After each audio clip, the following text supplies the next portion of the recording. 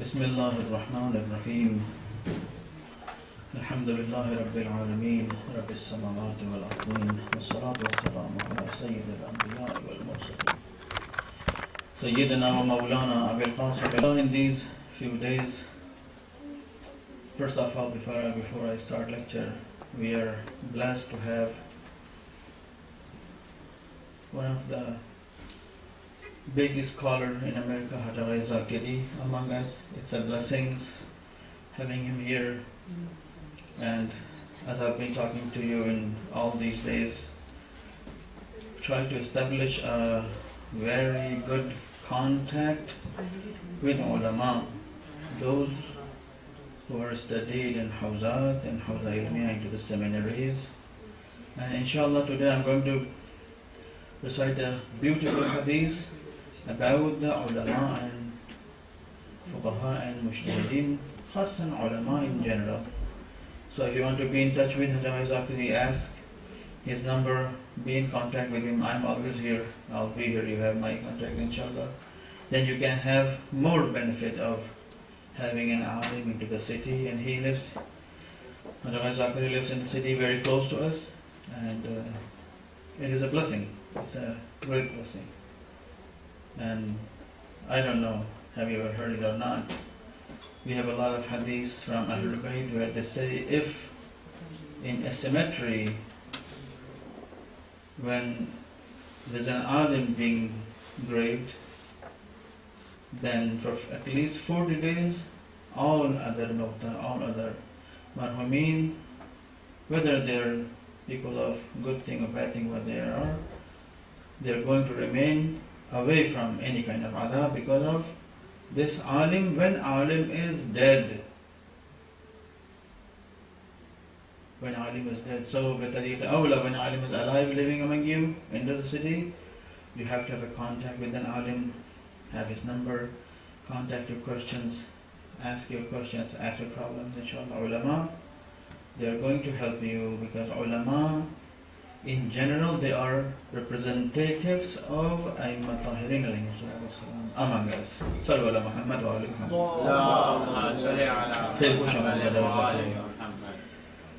We discussed a bit in these last few days about the life based on Quranic teachings and based on the teachings of Rasulullah and based on teachings of A'immat Tahirin alayhi salatu wassalam.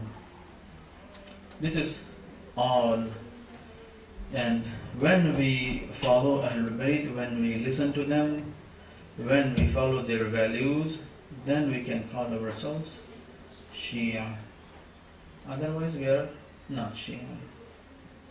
Then who we are? When we are not Shia, then what is our identity? Our identity is Muhib. That is it. When I love my car, I am muhib of my car. When I love my home, I am muhib of my home. When I love my wife, my husband, my children, I am muhib of my best ones. This is muhib, but I don't say I'm Shia of my car. I love my car loves me. No. Your car doesn't love you. It all needs gas. You put gas, she's going to run for you. Otherwise, no. Muhib is one side. What Ahlul Bayt they want from us to become a good Shia. Shia means we need to do something, then they love us. And they love us, we are Shia. We are Shia. If we don't love them, if they don't love us, we are not Shia. We are something else. We are Muhib. They don't want us to be Muhib. No. What they want from us, Shia. We are going to balance our deed, our amal, every single part of our life. When we maintain everything, then we can become Shia. This is it. Lots of things. We have to maintain our salat, we have to maintain our sawm, we have to maintain our homes, hajj, zakat, ta'abbudiyat. But this is not all religion. The main religion is we have to balance our spirit. If you go into the detail, into the philosophy of fasting, we have plenty of rawayat from Ma'sumin when they say, if you are fasting with your stomach We are doing nothing. We are just tolerating some hunger for 8 hours, 9 hours, 10 hours, and that's it. But if you take or make a path from your fast towards Allah subhanahu wa ta'ala and reach to the point when you fast, your hand doesn't make ma'asiyat, your food doesn't make sin, your eyes doesn't make sin, your ear doesn't make sin, doesn't listen to music, doesn't make bad things, haram things, ghiba, backbiting, bad music. At the end, when you control your thought, and this is the topmost level of fasting, then in fact you are fighting, then in fact you are fasting. That is real fast. This is the philosophy of fast. Fast is not only being hungry, no. It starts from stomach, the least one, and goes to your thought.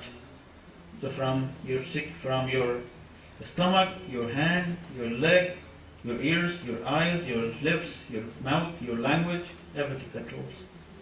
When everything goes under control, then you can control your thoughts from sin.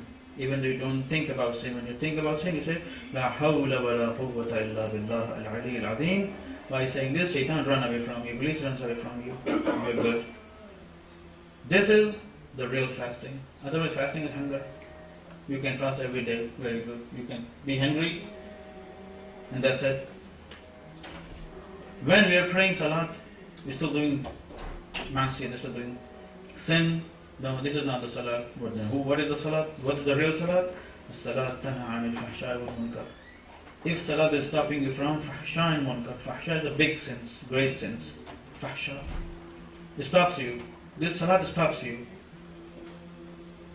When Iblis is taking you towards fahsha, great sins, your salat comes to help you. No, don't go there. It's a great sin. Fahsha. Munkar, everything is negative from the perspective of Rasulullah and Ahlul Bayt in Quran. Everything is negative, munkar. Salat is going to stop you. Your hands move towards sin, and the salat is going to no, don't go there. You are a man of salat, you are a man of, woman of salat, you are the person of salat. You pray, you love Allah, you love Rasulullah, you love Quran, you love Ahlul Bayt. This salat stops you, this salat is working with you. This is good salat. Otherwise, there's a hadith from Ammar where he says, lots of people, they have no benefit of salat, except they make themselves tired. They stand up, they go to ruku, they go and say nothing. They get nothing out of their salat. There is no salat. Unless the salat stops you from sin. As-salat tanha anil fahsha. Then it's good. This salat is not stopping me. Yesterday I discussed about khums. You're doing a lot of charity.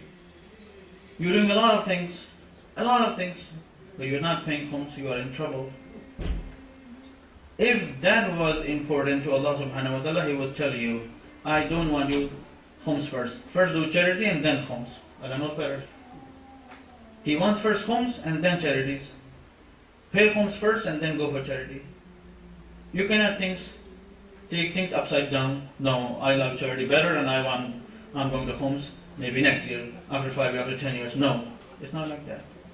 There are priorities into the eyes of Allah, into the eyes of Quran, into the eyes of Rasulullah, into the eyes of Ahlul Bayt, and we have to go with the priorities. When we go with priorities, everything is good. When we make our own priorities, we are in trouble. Then we cannot say now we are followers of Ahlul Bayt. If we are followers of Ahlul Bayt, we have to follow the priorities of Quran. We have to follow the priorities of Rasulullah. We have to follow the priorities of Abdullah Hussain.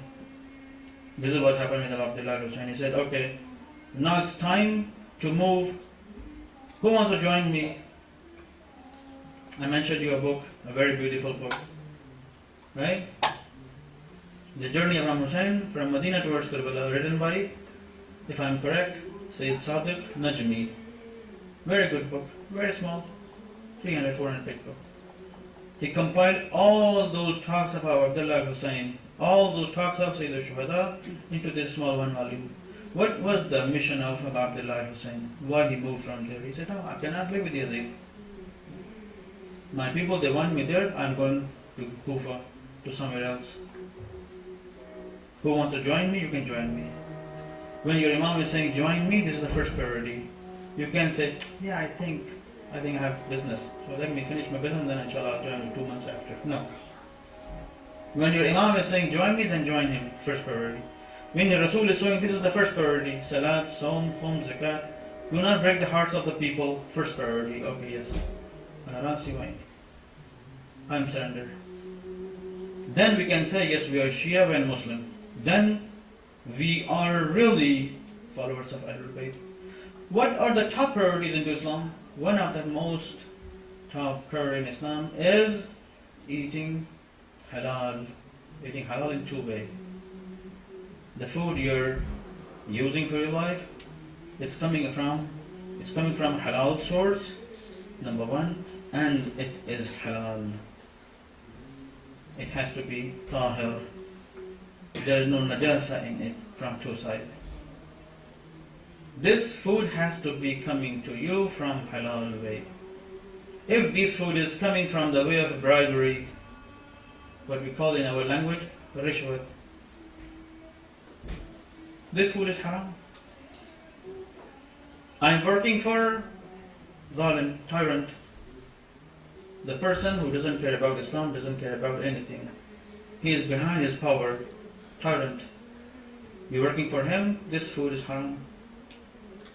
There's a difference of opinions among the fuqaha and mujtahideen. When you are working for them directly, yes. Sometimes you work in a system and then system run by a ministry and the ministry is under the control of, that's a different thing.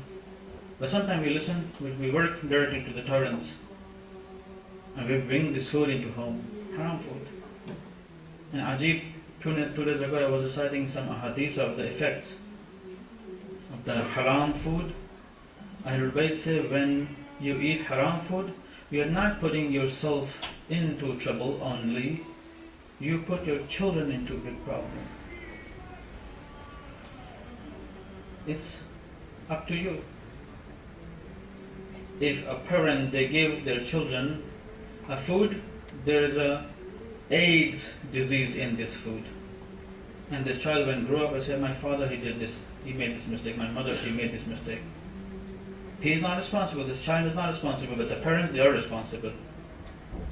They create this situation for this child. They have created this situation. Hasad. You won't believe that there's a riwayah from, if I'm correct, Imam Muhammad Taqi alayhi salatu wasalam, where it says, this hasad, jealous, the sickness of jealous, it is almost like AIDS. When you get the disease, it's very hard to be away from this. So Aimma Tahirin, they say, as soon you realize you're having this disease, jealous, kill this bad habit. Kill right there at the beginning. With this disease increases in you, definitely is going to kill you. It is just like AIDS. AIDS is physical disease. Hasad is just like AIDS, a spiritual disease. So before it gets severe, clean it. At the beginning, just kill it. No more hasad. As soon as possible, just finish it. Halal is also one of the most important things. Eating halal. Sallu ala Muhammad wa ala Muhammad. Sulaiman ibn Khalid, one of the Sahabi of Imam Jafar Sadiq alayhi salatu wasalam, he came to Imam Jafar Sadiq and he asked from this ayah, وَقَدِمْنَا إِلَى مَا عَمِلُوا مِنْ عَمَلٍ فَجَعَلْنَاهُ هَبَاءً مَنْثُورًا. He said, what is the meaning of this ayah, Imam Jafar Sadiq? Quran is saying, Allah is saying in this ayah, we are going to come to see your amal. We will come into the day of Qiyamah. We will see you from close. We will watch everything. We will open your bag. And I'm going to open your file. I will take out your file, like me, Sheikh Ammar. I'm born in 1974. And then this file is going to be open. Okay, I'm going to check this person's file. What he did, what he has done. From which year? Year 1974. And then 75 what I did, and 76 I did, and 78, and then 88, and 98, and let's say 2016 and 2018 I'm gone. I'm dead after 2 years. Allah is going to open the page and see every page. And there's everything written in that file. Nothing is hidden. And this is fact. 50 years ago, if you tell your parents, 50 years ago, if you would tell your parents or your grandparents, your grandmothers, grandfather, until now today, not here maybe in America because people there very much modern people. If you go back home in our countries, and you tell your mothers, oh mommy, I have a small chip and it's like 1000 terabyte in it. And I can record in this chip all of the movies in the world exist. All of the written files in the world is written. I can store in this small chip. You know what your mother, or what do you call it, grandmother is going to tell you? I think, my child, you're crazy, go and see the doctor. You lose your mind. How is it possible? In this small chip, everything is written on the world, you can put in it. You are so crazy, my child. Go and see the doctor.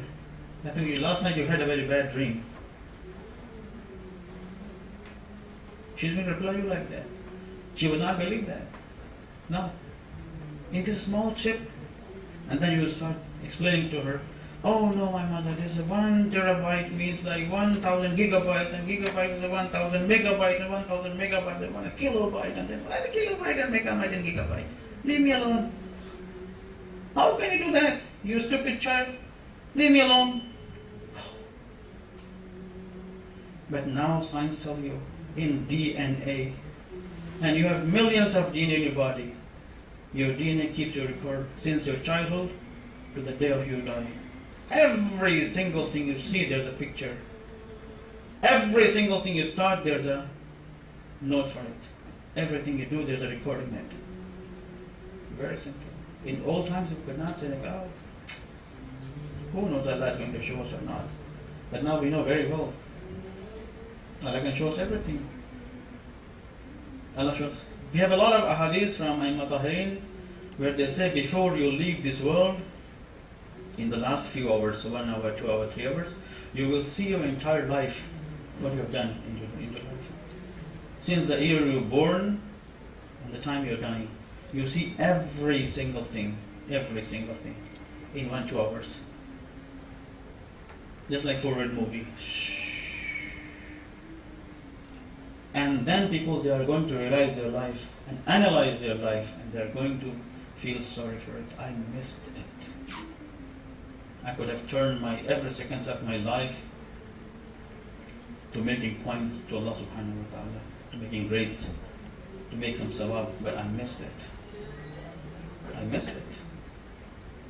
That's why Ahlul Bayt, they say when you leave your home for a job, say Bismillahir Rahmanir Rahim, recite 3 times, Ayat al-Kursi, realize that you are going to work for your child and your kid, your wife and children, and Allah is going to give you sawab for every single breath, for every single step you take into efforts. We have to be smart. We have to be smart. There's no chance. We should make our life by our hands. In a very short life, short time. Allah is going to see every amal we have done in this life, and the people they have been doing out of their all the amal, all the deeds, out of their ego, out of their logo, out of their brand, out of their name. There was nothing for Allah subhanahu wa ta'ala. There was nothing for Allah subhanahu wa ta'ala. And Allah is saying, I am going to throw their amal into the space, and you will see the like particles of sands spread into the space. Nothing. You got nothing. This was for you. Let me tell you a beautiful story. I heard this story from one of the ulama many years back, if I'm correct, maybe 17, 18 years ago, from Ayatollah Sheikh Mohsen, Ayatollah Sheikh Muhammad Ali Araki, Rahmatullah alayhi.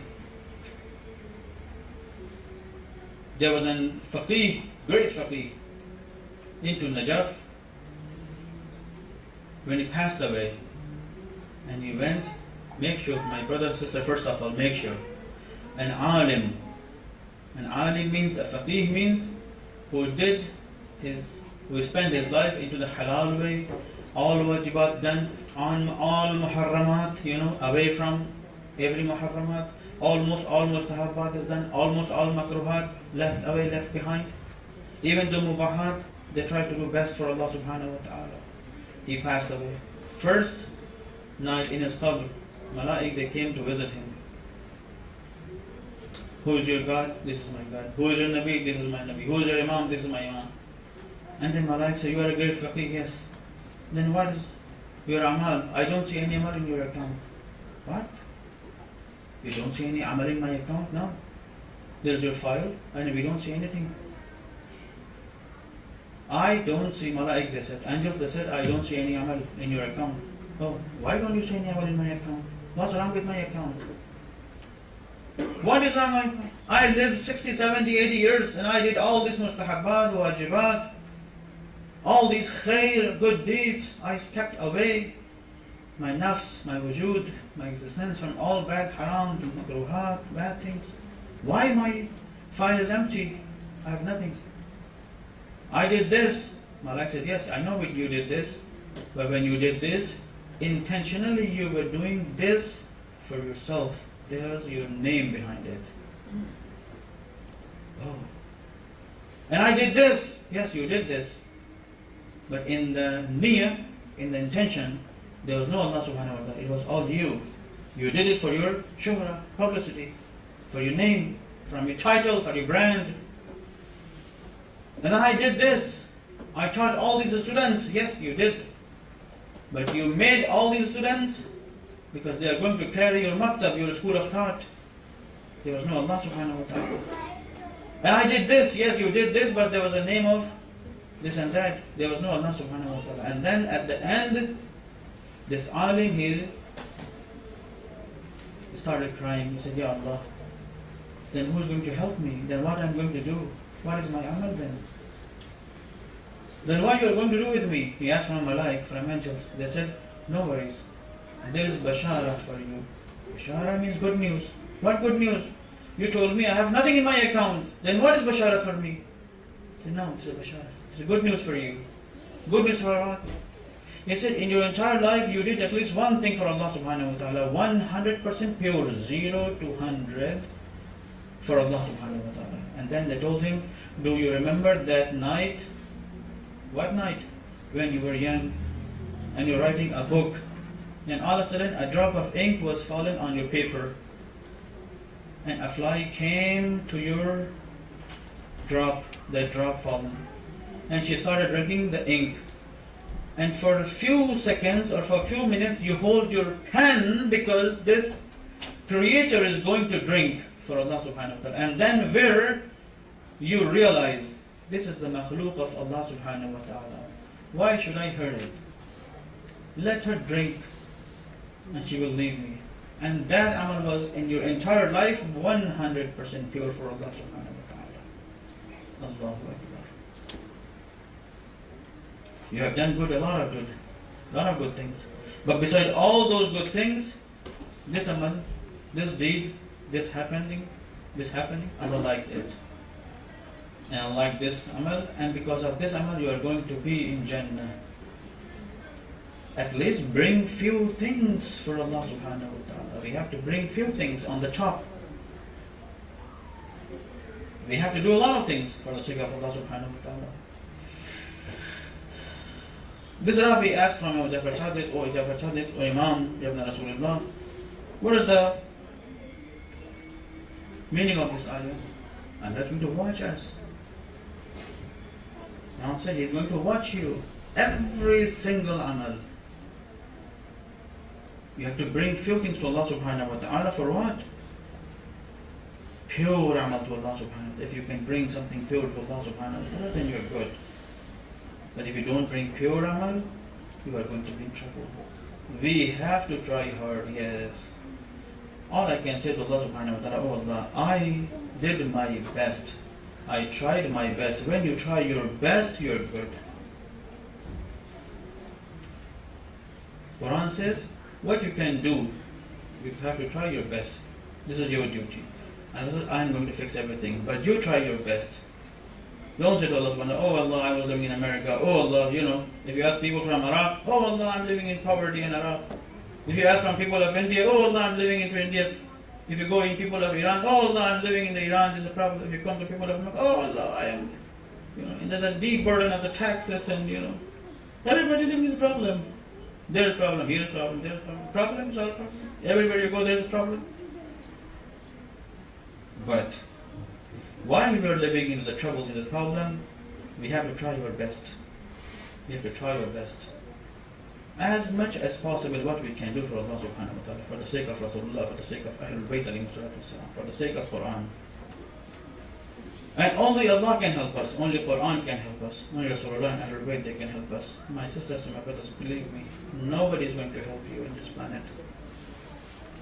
You try 1,000 times others, no one is going to help you except Allah subhanahu wa ta'ala, except Rasulullah, except Ahlul Bayt.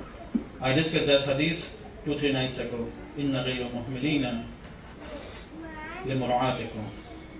Imam Zaman says, I will never leave you alone. I'm always going to take care of you people. I discuss entire hadith here with you. We are always under watch of Ahlul Bayt and under the protection of Ahlul Bayt. There's a hadith from Rasulullah.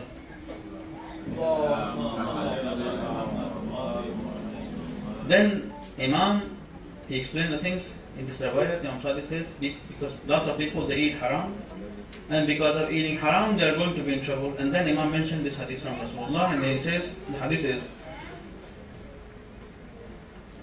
al-ibadah ma'akli al-haram kal-binaw ala-raml. Ajib.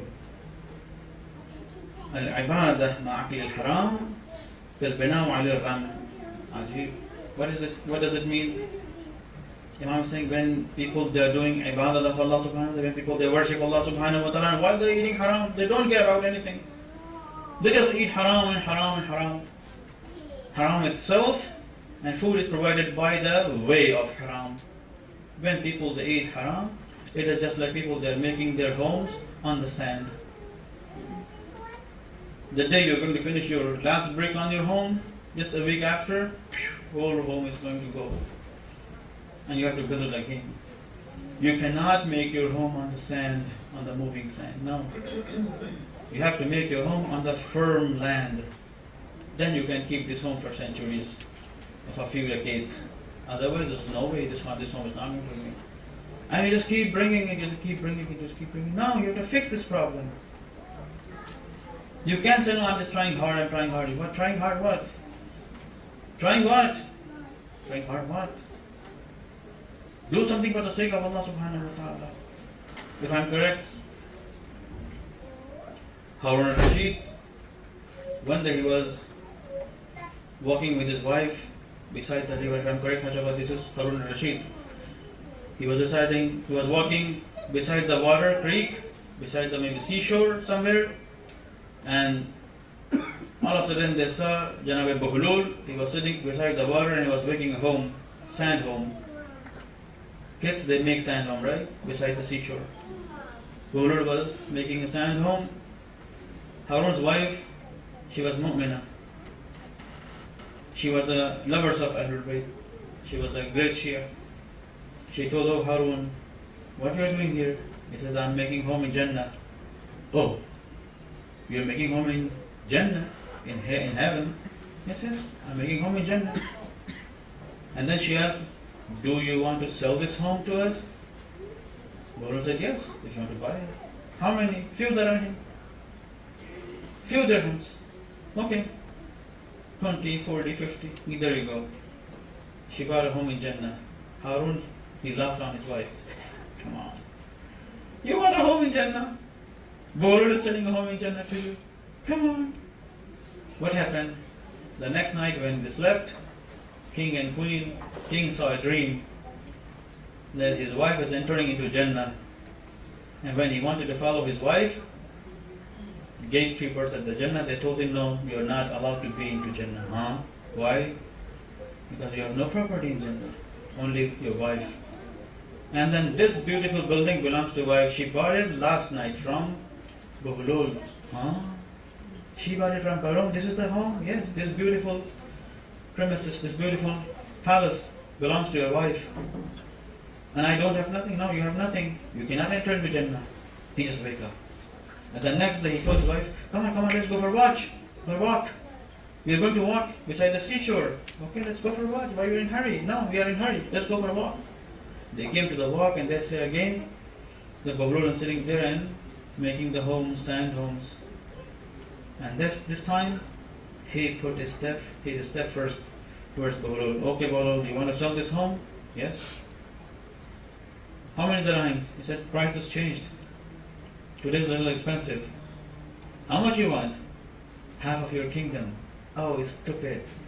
Pay half of your kingdom, buy a home in Jannah. That's how people are. His entire life was busy with making his dunya. Nothing for akhirah. For that life. It is very expensive. Half of your kingdom, yes. Price has changed. Yesterday it was very cheap. She got a deal. Okay? And then you lost. If you want to buy the home today, this is the price. No, I'm not going to buy it. That's how people are. He saw the dream. He saw the reality. He had the chance. That's how Allah gives us chance and chance and chance and chance, and we miss the chance. No, we should not miss the chance. We have to take ourselves into the path of Allah subhanahu wa ta'ala. Then we can utilize the chance. Every single chance we can use this chance. Every salat is a chance. Every sawm is a chance. Every sadaqah is a chance. Everything you have done by good intention is a good chance. You have to use a chance for the sake of Allah subhanahu wa ta'ala. This is the fact, and this is the $1 million question. This is the $1 million answer. And much more work than this. We have to use these chances, these times for us. Al-ibadatu ma'akil al-haram kal-bina'u ala al-raml. If person is worshipping Allah subhanahu wa ta'ala, doing all these ibadat and eating haram, nothing. It's just like you make your home on the sand. The next day, sand is going to move, and the whole castle is going to go down. That's it. You can't say to engineer, oh, I made this in 2 years, 3 years. The beautiful palace is gone. You made a mistake. Make a small room, very small home, but on a solid base. Allah looks towards us in what? Into the quality or quantity? Into the quality. Take little towards Allah subhanahu wa ta'ala, but with quality, pure. We're taking a lot of things towards Allah subhanahu wa ta'ala. In a big quantity, but not pure. It's all useless. We are not going to have any benefit. What happens at the end? When people, they live based on eating haram, doing haram, what happens? These people, when they go to Hajj, there's a beautiful hadith again from Imam Jafar Sadiq alayhi salam, where it says, people, when they eat haram and they go for Hajj, what happens? They say, Labbaik, Allahumma laka labbaik. What they listen from Allah subhanahu wa ta'ala. La labbaik wa la sa'adik.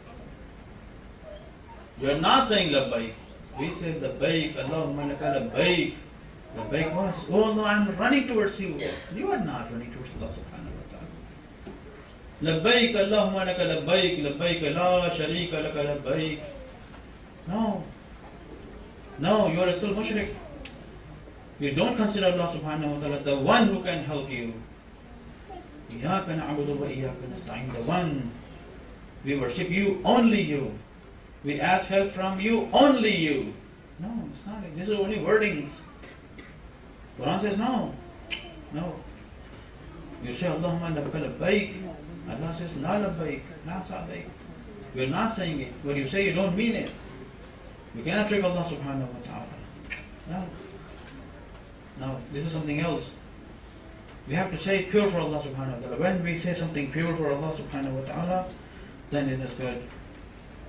We have to do a lot of khair before we leave this world. We have to fix our entire life based on Quranic values, based on the values of mentioned by Rasulullah. I mentioned that book, Sunan al-Nabi from Allah. Everybody, we have to read this book carefully. We have to read Sahih Sajjadi, we have to read Nahj al-Balagha. Just once in a while, turn the pages. You cannot read A to Z, no problem. Different parts of the Quran, different parts of the sayings of Ahlul Bayt, and we have to apply these rules, these ahadith into our life. There's a very nice book, Durratul Bahira from Shahe Najaf in Lebanon. Very small book, very small compilation of ahadith, very nice book. Maybe 80-90 ahadith, but the best ones. There's a hadith. Sallu ala Muhammad wa ala Muhammad. Time is almost gone very fast. Just this hadith, and there's shooting left, inshallah I'll discuss tomorrow or after tomorrow if I have time. There's a beautiful hadith. Rasulullah says, Al-Mu'min, if I'm correct, this hadith is from Rasulullah, Ali alayhi salam. Whatever, كلهم نور واحد. Hadith says, Al-Mu'min, إذا مات وترك ورقة واحدة. If you die and you leave a piece of paper, just one piece of paper, عليها علم تكون تلك الورقة يوم القيامة سترا فيما بينه وبين النار. عجيب. الله أكبر. If you write a paper of a good paper, there's a good hadith from Rasulullah, there's a good hadith from Ahlul Bayt, there's an ayah of Quran you translate it, and you do it for the sake of Allah subhanahu wa ta'ala, you distribute it among the mu'mineen, not for logo, not for name, not for anything, just for the sake of Allah subhanahu wa ta'ala. المؤمن إذا مات وترك ورقة واحدة عليه علم تكون تلك الورقة يوم القيامة سترا فيما بينه وبين النار. Between insan, this human being, and the hellfire, Jahannam, this waraqah, this paper is going to be a barrier. This piece of paper is going to protect you from hellfire, because you have done it for the sake of Allah subhanahu wa ta'ala. How beautiful is this?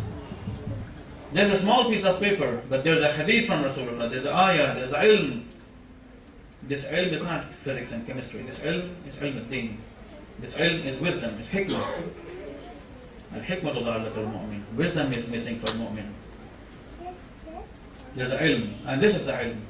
If you write on a paper this ilm, this piece of paper is going to be a barrier between you, between us, and the hellfire and the Jahannam. When we do something good, that's how Allah is ready to pay us.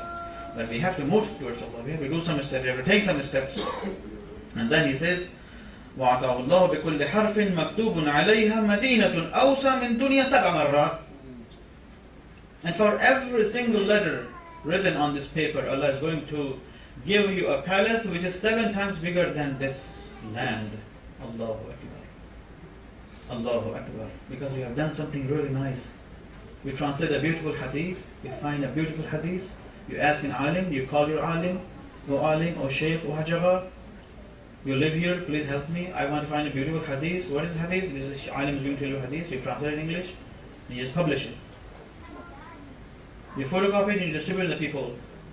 And the people in America, like Jal, like Paul, like Tom, they're going to read this beautiful hadith. Oh, how beautiful hadith is this? Who is this? Ali ibn Abi Talib? Then who is Ali ibn Abi Talib? Oh. Then he's going to search about Ali ibn Abi Talib, then he's going to search about Sayyid al-Shuhada Abdullah al-Hussein. When they read the kalimat and letters of Ahlul Bayt, what happens? This word, this hadith, this letter is going to have effect into the heart. لو عرفوا الناس محاسن كلامنا لاتبعونا. This is a very beautiful hadith from Allah. When people they listen the beauty of the kalam, beauty of the sayings of Ahlul Bayt, by nature they are going to follow Ahlul Bayt alayhi salam. Who was the medium? You were the medium. You caused this happening. You create this small paper. Allah is going to pay you great things. For every single letter, Allah is going to give you a palace in the Jannah, which is going to be 7 times bigger than this dunya. 7 times bigger than this. But you can't say like, oh, I did this. Now I have made my homes. 1,000 acres of my home in Jannah. And tomorrow I'm going to do everything of what I want. No, it's not like that. You make your building there, and then you have to prevent your building from destruction. You do something good and you keep it alive, you save it before you die the last moment. You have to remain into the way of Ahlul Bayt, into the way of Quran, into the way of Rasulullah. Keep yourself away from haram. Keep doing halal, wajibat, mustahabbat, do a lot of khair as much as possible, then you can keep your premises there in Jannah.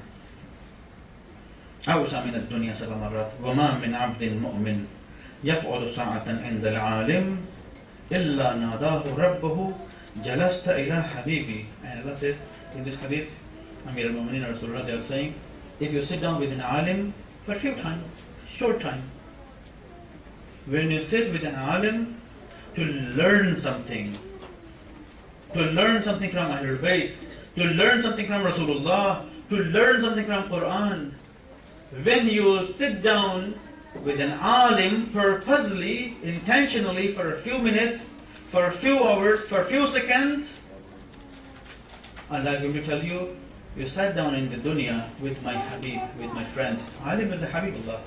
A good alim is a friend of Allah, supporter of Allah subhanahu wa ta'ala. I discussed a lot of hadith yesterday. When you sit down with an alim, Allah says, okay, you sit down this alim with this alim, and I am going to give you a place in Jannah with this alim. You're going to live with an alim. إلا ناداه ربه جلست إلى حبيبي وعزتي وجلالي لأسكننك الجنة معه ولا أبالي. I don't care, Allah says. I don't care about anything. You sit down with my Habib, the first step. Who is the alim? Rasulullah. At the first step. Who is the alim? Amir al-Mu'minin. Who is the alim? Imam Hassan. Who is the alim? Sayyid al-Shuhada. They are ulama. They are ulama. They are only ulama. We just follow them. Our fuqaha, our maraji, our mujtahideen, they are the students of ulama. The real ulama, they are Ahlul Bayt. Because by ulama, when they associate themselves to the A'immat Tahirin, to Rasulullah, in public they are called ulama. No problem. And so if you're sitting with alim for the sake of knowledge and ilm, no worries. I am going to give you whatever you want into the day of Qiyamah. I'm going to give you Jannah, I'm going to give you the place with alim. People, they're going to think, oh Allah, what you did? You give this body this place, this maqam? No way. You don't have to give him to this thing. No. I said, and I don't care. You sit down with my Habib in this dunya, with my friend, for ilm, I'm going to give you a lot of place. And I don't care. I don't care about anybody else. You tried your hard, you tried your best. There's a lot of sayings. Just one more sentence from Haif, if I don't explain this hadith, very small hadith, but it's important. My brothers and sisters, try to do something for Allah subhanahu wa ta'ala. Everything you can do in your life. There's a beautiful hadith, again, and last hadith for today, I'm for sure last hadith. Man ta'allama ilm, again from Amir al-Mu'minin wa Rasulullah. Man ta'allama al-ilm littakabbur famata mata jahilan. People, when they learn something for ilm, to become mutakabbir, okay, I know this, and I can explain this, and I'm an alim. If you learn something for takabbur, you're going to die like a jahil. Like a jahil, mata jahil. It is just like you have learned nothing. There's no difference between you and jahil, ignorant. You are going to die as an ignorant because you don't know the purpose of ilm. You learn ilm for takabbur, for travel, for ego. There's no meaning for ego in Islam. وَمَنْ تَعَلَّمَ الْعِلْمِ لِلْقَوْلِ دُونَ الْعَمَلِ. And if you learn ilm, my brothers, be very careful. I told you in all these 9 days. Always sit down with an alim. Always be in support of an alim. Always live with an alim. Always talk with an alim. Always ask from an alim. Alim who has been studying in hawzat, in seminaries for 10, 15, 20, 30, 40 years. Scholars only. And then in this hadith, Ma'asum is saying, وَمَنْ تَعَلَّمَ الْعِلْمِ لِلْقَوْلِ. If someone learns something, to talk. I learned something, and tomorrow I'm going to sit down on the minbar, I'm going to give lectures. And people are going to say, wow, look at Shaykh Ammar, how beautiful lecture he gave. Then what? If I learn something for qawl, for only for talking purpose, مَنْ تَعَلَّمَ الْعِلْمِ لِلْقَوْلِ دُونَ الْعَمَلِ. No amal there. There's only qawl.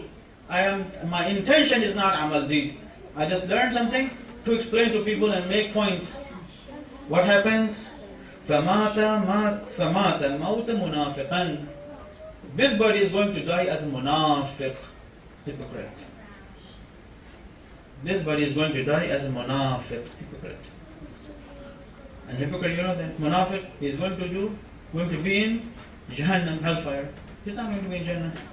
And then the last point, وَمَنْ تَعَلَّمَ الْعِلْمِ لِلْعَمَلِ فَمَاتَ مِيتَةً فَمَاتَ مَاتَ عَارِفًا. The only person is going to be in Jannah if someone learns ilm for what? لِلْعَمَلِ. I learned something from Rasulullah, I learned something from Quran, I'm going to learn something from Imam Jafar Sadiq, I'm going to learn something from Sahab al-Zaman, to imply it in my life, to practice according to this science, this ilm, then I'm good. Then I'm good. Doesn't matter after that. Ilm should take you towards Allah subhanahu wa ta'ala, towards Rasulullah, towards Ahlul Bayt. When you're into the way of haqq, there is no fear on you because you're on haqq, you're on the truth. When Sayyid al-Shuhada Abdullah al-Hussein, he was coming towards Kufa into the night before Karbala, they just stayed for a few hours in a place, and all of a sudden when Imam Hussein was sleeping, he heard a voice in his dream.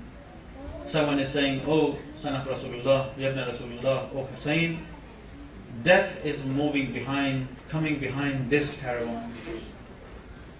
You are going towards something, some way, and there's a death following you." And all of a sudden, Sayyid al-Shuhada, he wake up. He wake up and he asked, Ali Akbar saw him. He asked, "Baba, my father, what happened to you? Why you wake up?" He said, "Oh my son Ali Akbar, I saw a dream and someone is calling me and telling me death is following this caravan, this group." And then you know what Ali Akbar he said? His father, he said, "My father, Baba, it doesn't matter to us. When we are on haqq, we go meet death and death meets us. There's nothing, there's no fear for us. That's how we Ahlul Bayt are. We are on haqq? Yes. My son, yes. Oh Ali Akbar, yes. We are on haqq. When we are on haqq, when we are truth, when we are not doing gunah and ma'asiyah and nothing, we are family of Rasulullah, we are the offspring of Rasulullah, the family, holy progeny of Rasulullah. We are good. Death come and meets us, or we go to meet death. Doesn't matter to us. No matter. That's how Ali Akbar is. That's how Abbas, Abul Fazl Abbas is. That's how Ali Asghar is. That's how Qasim is. That's how Aun is. That's how Muhammad, and that's how all Shuhada, they were in the day of Karbala. When it's the day of Karbala, the day of Ashura, when Janab Ali Akbar, he came to ask permission from Imam Hussein, "Oh Baba, let me go for battle." Imam said, "How can I give you ijazah? How can I allow you to go for?" "Oh Baba, why you not? You can allow me." Imam said, "Because we Ahlul Bayt, we are the children of Rasulullah and we all love Rasulullah. Whenever we want to see Rasulullah, we see you, we see you. We look at you and into your face we see Rasulullah. Whenever we want to do ziyarat of Rasulullah, we look at you, we see Rasulullah, we see you, we see Rasulullah. How can I let you go to the battlefield?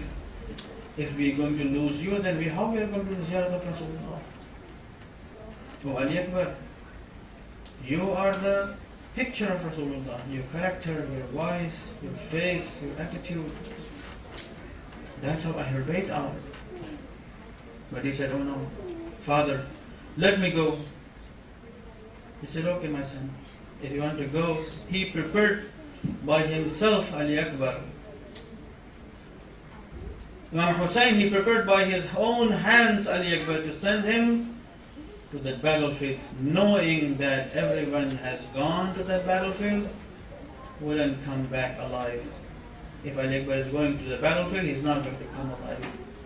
But he prepared him and he sent him towards battlefield. When he was going towards battlefield, Janabi Ali Akbar, Imam Hussein was moving behind him, watching him. Someone asked from Imam Hussein, "Oh Abu Abdullah Hussein, why are you watching Ali Akbar like that?" He said, "Look at Ali Akbar. He is a father. He loves Ali Akbar. Ali Akbar is a sign of Rasulullah. He is a alama. He is a face of Rasulullah. Imam Hussein is not only going to lose his son Ali Akbar, he is going to lose the best one, the most close person to Rasulullah sallallahu alaihi wasallam. When he looked towards Ali Akbar from behind, and Ali Akbar was leaving his father towards battlefield, according to few of Maqatil, they say he looked towards Ali Akbar, nadara ilayhi nadar ayasim min. When he was looking towards Ali Akbar, he was losing his hope. A hopeless person, how he watched to someone. He was watching Ali Akbar from behind as a person who is losing his hope. The hopeless person is watching towards his son. My son is going. Definitely he is not going to come back to us. But after a few times he came back. He said, "Oh Baba, I felt very well, but I need a little bit water. How can I drink some water? Can you provide me some water?" According to few Maqatil, Imam Hussein said, "Oh Ali Akbar, give your tongue in my mouth." When Ali Akbar he gave his tongue into the mouth of Imam Hussein, he took it back quickly, saying that, "Oh Baba, your tongue is more hard than my tongue. You are more thirsty than me." And then Imam Hussein said, "Oh Ali Akbar, go back to the battlefield. Don't worry, after a few minutes, there's Rasulullah waiting for you with al-Kawthar, with the drink of Kawthar. Oh Ali Akbar, go to the battlefield. There's Baba Ali ibn Abi Talib waiting for you. They are going to give you water from Hawz Kawthar. Oh Ali Akbar, go. But before you leave towards battlefield, go and say, Fi amanillah, the last Khuda Hafizi, the last Fi amanillah, the last visit from the tents, from the qiyam, from mother, from aunt, from the ladies."